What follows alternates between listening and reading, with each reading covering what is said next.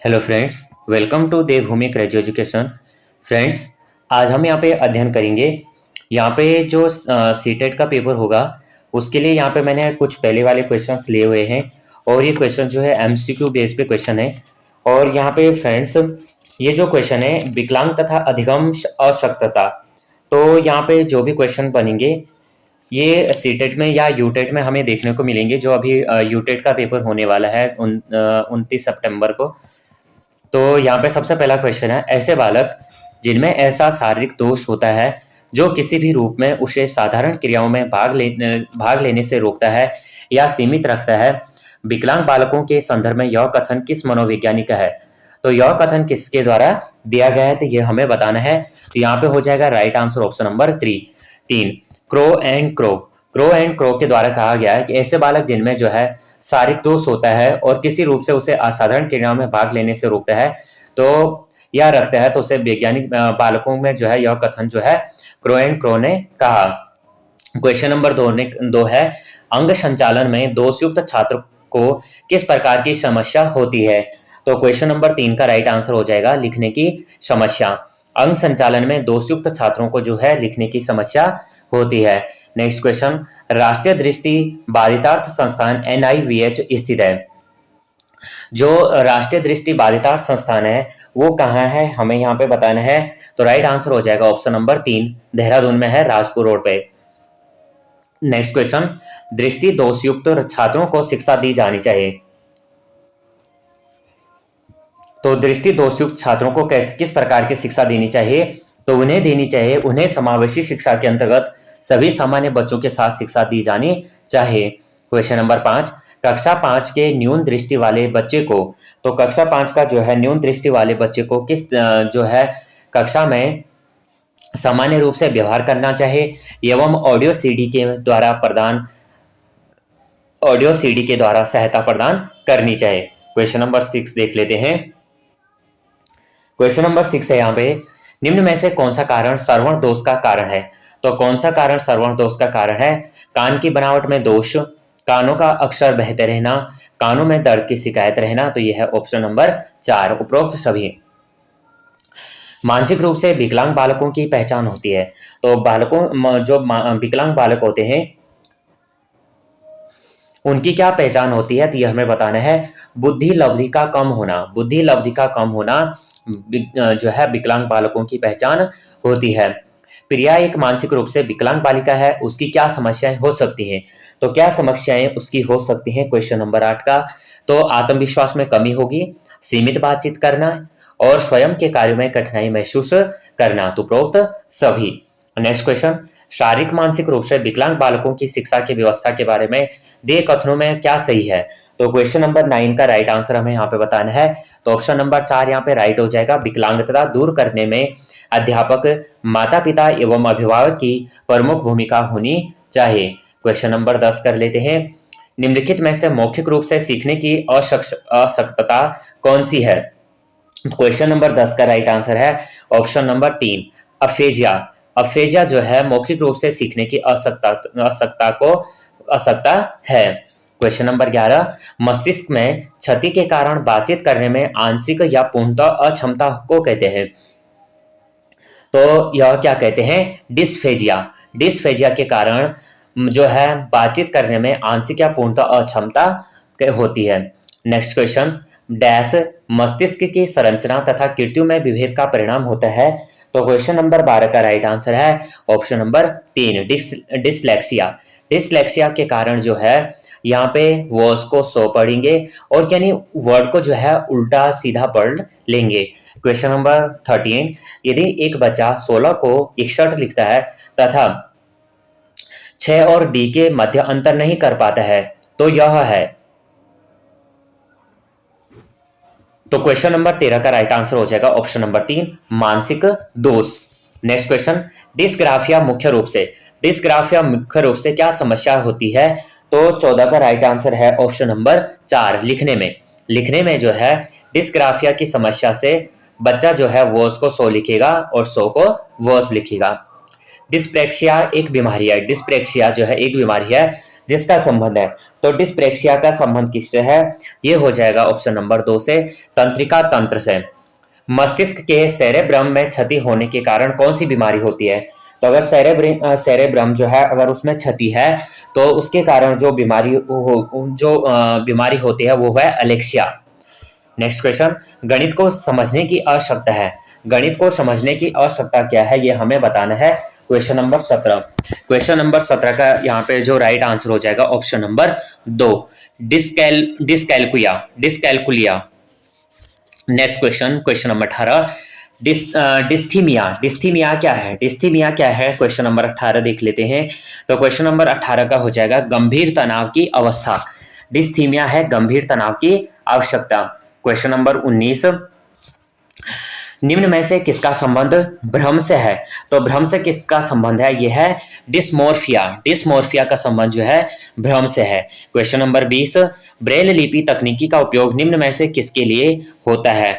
तो ब्रेल लिपि का जो उपयोग होता है वो होता है ऑप्शन नंबर 1 के लिए, संपूर्ण रूप से अंध बालकों के लिए। संपूर्ण रूप से अंध बालकों के लिए ब्रेल लिपि का प्रयोग किया जाता है। नेक्स्ट क्वेश्चन, आपकी कक्षा का एक छात्र मोहन बोलते समय हकलाता है, आपकी उसकी शिक्षा के प्रबंध हेतु क्या आवश्यक कदम उठाएंगे? तो क्वेश्चन नंबर 21 का राइट आंसर हो जाएगा ऑप्शन नंबर 1, उसमें अध्ययन की गलत आदतों पर नियंत्रण कराएंगे। क्वेश्चन नंबर, अब यहाँ पे से जो है जो पिछले वर्षों में सीटेट में पूछे गए क्वेश्चन है वो मैंने यहाँ पे लिए हुए हैं, क्योंकि फ्रेंड्स अगर सीटेट हो या सीटेट जो है और यूटेट जो है सिमिलरिटी यहाँ पे क्वेश्चन पूछे जाते हैं तो ये क्वेश्चन कहीं ना कहीं हमें जो है यूटेट में भी हेल्प करेंगे। क्वेश्चन नंबर 22 हम यहाँ पे देख लेते हैं, छोटे विद्यार्थियों में निम्नलिखित में से कौन सा लक्षण पठन कठिनाई का नहीं है? तो नहीं, यहाँ पे हमें जो है एक चीज ध्यान देना होता है कि यहाँ पे क्या पूछा गया है, नहीं है पूछा गया है या यहाँ पे क्या दिया गया है, तो कठिनाई में यहाँ पे क्या नहीं है। क्वेश्चन नंबर 22, तो राइट आंसर हो जाएगा ऑप्शन नंबर 1, पठन गति और प्रभाव में कठिनाई। यहाँ छोटे शिक्षार्थियों में निम्नलिखित में से कौन सा लक्षण पठन कठिनाई का नहीं है? तो यह है पठन गति और प्रभाव में कठिनाई नहीं है। बाकी है शब्दों और विचारों को समझने में कठिनाई होती है, सुसंगत वर्तनी में कठिनाई होती है, वर्ण एवं शब्द पहचान में कठिनाई होती है। क्वेश्चन नंबर 23, निःशक्त बच्चों के लिए समेकित शिक्षा की केंद्रीय प्रायोजित योजना का उद्देश्य है। डैश में निःशक्त बच्चों को शैक्षिक अवसर तो उपलब्ध कराना है। तो क्या उपलब्ध कराना है ये हमें 23 में बताना है। तो 23 में है ऑप्शन नंबर 4, नियमित विद्यालयों। निःशक्त बच्चों के लिए समेकित शिक्षा की केंद्रीय प्रायोजित योजना का उद्देश्य है और नियमित विद्यालयों में निःशक्त बच्चों को शैक्षिक अवसर उपलब्ध कराना है। क्वेश्चन नंबर 24 कर लेते हैं। क्वेश्चन नंबर 24 है, एक विद्यार्थी अपने समक्ष व्यक्तियों के समूह के प्रति आक्रामक व्यवहार करता है और विद्यालय के मानदंडों को नहीं मानता है। इस विद्यार्थी को डैश में सहायता की आवश्यकता है। तो 24 का राइट आंसर है ऑप्शन नंबर 1, भावात्मक क्षेत्र। क्वेश्चन नंबर 25, डिसलेक्सिया मुख्य रूप से डैश की समस्या से संबंधित है। तो 25 का राइट आंसर है ऑप्शन नंबर 2, पढ़ने से। क्वेश्चन नंबर 26, निम्नलिखित में से के अतिरिक्त सभी के कारण अधिगम अक्षमता हो सकती है। तो 26 का राइट आंसर है ऑप्शन नंबर 1, शिक्षक की शिक्षण शैली। 26 कर लेते हैं, निम्नलिखित में से के अतिरिक्त सभी के कारण अधिगम अक्षमता उत्पन्न हो सकती है। तो 26 का राइट आंसर है ऑप्शन नंबर 1, शिक्षण की शैली से। शिक्षण की शैली से जो है अधिगम अक्षमता उत्पन्न हो सकती है। नेक्स्ट क्वेश्चन 27, यदि विद्यार्थी पाठ के दौरान लगातार गलतियां करते हैं तो शिक्षकों, तो अगर बच्चे जो है जो शिक्षार्थी हैं वो बार बार पाठ के दौरान जो है लगातार गलतियां करते रहते हैं तो उसमें क्या करना चाहिए? तो अनुदेशन, कार्य समय सारणी अथवा बैठने की व्यवस्था में परिवर्तन करना चाहिए। क्वेश्चन नंबर यहाँ पे देख लेते हैं 28, निम्नलिखित में से किस पद्धति का उपयोग करते हुए हकलाने स्टार्टिंग की समस्या से निपटा जा सकता है? तो हकलाने की समस्या से कैसे निपटा जा सकता है 28 में हम देखेंगे ऑप्शन नंबर 4, प्रवर्धित वॉक। प्रवर्धित वॉक के द्वारा पद्धति का उपयोग करके जो है हकलाने की समस्या से निपटा जा सकता है। 29 देख लेते हैं, सीखने में अशक्त डिसेबल बच्चों के संदर्भ में तत्काल संबद्धता प्रदान करना, सहयोग पर बल देना तथा गैर अधिगमनात्मक तकनीकी जैसी तत्काल सूचनात्मक बुद्धिपूर्वक गवेषण तथा सामग्री प्रबंध को उत्तोलन लेवरिंग निम्नलिखित में से किस प्रारूप से संबंधित है? तो क्वेश्चन नंबर 29 का हम यहाँ पे देख लेते हैं ऑप्शन नंबर 3 संग्रंथित अधिगम। नेक्स्ट क्वेश्चन 30 निम्नलिखित में से कौन सा उपागम अशांतकारी व्यवहार संबंधी विकार वाले बच्चों के साथ व्यवहार करने के लिए बच्चे को उसके आसपास के लोगों और सामाजिक संस्थाओं के साथ अंतःक्रिया करने का सुझाव देता है? तो क्वेश्चन नंबर 30 का राइट आंसर है ऑप्शन नंबर 2 पर्यावरणीय। नेक्स्ट क्वेश्चन एकाग्रता समय के साथ मेल बैठाने के लिए एकदत्त कार्य को पूरा करने के लिए आवंटित समय को घटाना और चरणबद्ध तरीके से इस एकाग्रता समय को बढ़ाना निम्नलिखित में से किस प्रकार के विकार से निपटने के लिए सर्वाधिक उपयुक्त है? तो क्वेश्चन नंबर 31 का राइट आंसर है ऑप्शन नंबर 4 एकाग्रता ह्रास अति क्रियाशीलता विकार। क्वेश्चन नंबर 32 अधिगम निर्योग्यता वाले शिक्षार्थियों द्वारा एक पूर्ण और उत्पादक जीवन जीने के अवसरों को बढ़ाने का सबसे सही तरीका है? तो 32 यहाँ पे कर लेते हैं ऑप्शन नंबर 3 विविध कौशलों और युक्तियों का शिक्षण करना जिसे सभी संदर्भों में लागू किया जा सकता है। फ्रेंड्स यहाँ पे जो राइट आंसर है हम यहाँ पे यही सॉल्व करेंगे, क्योंकि अगर मैं सभी ऑप्शन को यहाँ पे देखते हैं तो वीडियो जो है बहुत ही लेंदी हो जाएगी, इसलिए हमें यहाँ पे राइट आंसर पिक करना है। क्वेश्चन नंबर 33 देख लेते हैं इनमें से कौन सी अधिगम आवश्यकता वाले बच्चे की एक विशेषता है? आवश्यकता वाले बच्चे की जो विशेषता यहाँ पे वो है धारा प्रवाह रूप से पढ़ने तथा शब्दों पर पलटकर जाने में कठिनाई। क्वेश्चन नंबर 34 अधिगम आवश्यकता वाले बच्चे क्या है यहाँ पे बताना है हमें 34। तो 34 का राइट आंसर है बच्चों को एक समान दिखाई देने वाले अक्षरों और वर्णों में भ्रम होता है। नेक्स्ट क्वेश्चन माध्यमिक विद्यालय की कक्षा में शिक्षिका के पास एक बधिर बच्चा है, उसके लिए यह महत्वपूर्ण है कि 34 का राइट आंसर हमें यहाँ पे बताना है वह बच्चे को उस स्थान पर बैठाए जहां से वह शिक्षिका के ओंठ तथा चेहरे के भाव स्पष्ट रूप से देख सके। क्वेश्चन नंबर 36 अधिगम निर्योग्यता वाले बच्चे क्वेश्चन नंबर 36 तो राइट आंसर हो जाएगा ऑप्शन नंबर 2 अधिगम के कुछ पक्षों से संघर्ष करते हैं।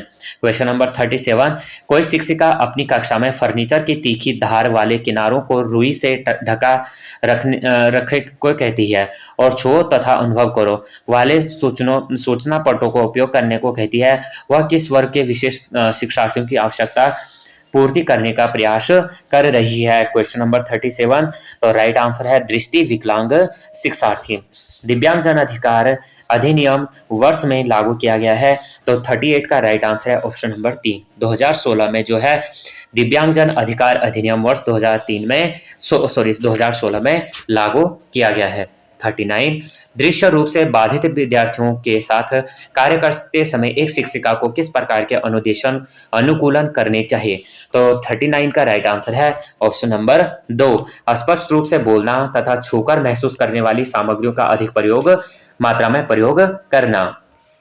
क्वेश्चन नंबर 40 यहाँ पे देख लेते हैं निम्नलिखित में से कौन सा युग्म अधिगमकर्ताओं एवं उनकी प्राथमिक विशेषताओं के संबंध में सही है? तो क्वेश्चन नंबर 40 का यहाँ पे राइट आंसर हो जाएगा ऑप्शन नंबर 3 पठन अक्षमता अधिगमकर्ता धारवा प्रभाव पढ़ने एवं लिखने में कमी। नेक्स्ट क्वेश्चन 41 एक विद्यार्थी कक्षा में निम्नलिखित लक्षण प्रदर्शित करता है। क्या प्रदर्शित करता है? कि पढ़ने के प्रति चिंता, शब्दों या अक्षरों को पहचानने में कठिनाइयां, निम्न स्तरीय शब्दावली कौशल, पहले पढ़े हुए पाठ को समझने या याद करने में कठिनाई। तो ये किसके सूचक हैं? तो क्वेश्चन नंबर जो है 41 का हमें बताना है, तो ये हो जाएगा अधिगम अशक्तता वाले विद्यार्थी के। अधिगम अशक्तता वाले विद्यार्थी के।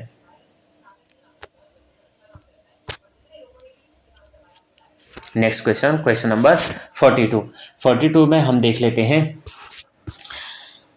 42 है पठन वैफल्य बच्चों की पहचान किस प्रकार की जा सकती है?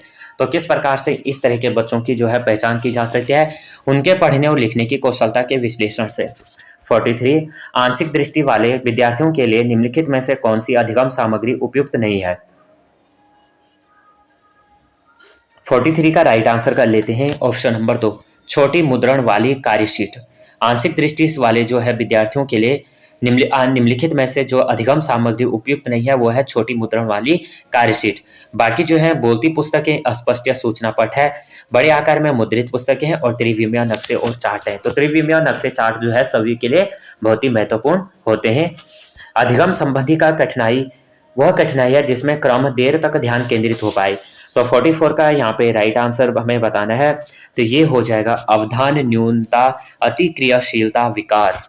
नेक्स्ट क्वेश्चन नंबर 45, निम्नलिखित में से कौन सा विकल्प दी गई दिव्यांगता और संबंधित छात्रों के समावेशन हेतु यथोचित संयोजन रणनीति का सही युग्म है। तो क्वेश्चन नंबर 45 यहाँ पे देख लेते हैं। 45 का राइट आंसर है ऑप्शन नंबर 1, दृश्य हानि पाठ को पढ़ने के लिए सॉफ्टवेयर प्रदान करना। क्वेश्चन नंबर 46, श्रवण बाधिता वाले विद्यार्थियों के समावेशन हेतु एक अध्यापिका को डैश। तो 46 का यहाँ पे राइट आंसर है ऑप्शन नंबर 4, उस वक्त बोलने से बचना चाहिए जब विद्यार्थी उसका चेहरा न देख पाए। 47, एक विद्यार्थी कक्षा में ध्यान नहीं दे पाता है, आसानी से दूसरी ओर आकर्षित हो जाता है, नियुक्त स्थान पर नहीं बैठ पाता है, बेचैन रहता है और वस्तुएं खो देता है। तो 47 का राइट आंसर है ऑप्शन नंबर 2, अवधान न्यूनता अति सक्रियता विकार। 48, निम्नलिखित में से कौन सी विकलांगता लिखित सामग्री को पढ़ने और समझने से चुनौतियों का कारण बनती है। तो 48 का राइट आंसर है ऑप्शन नंबर 3, पठन वैकल्य।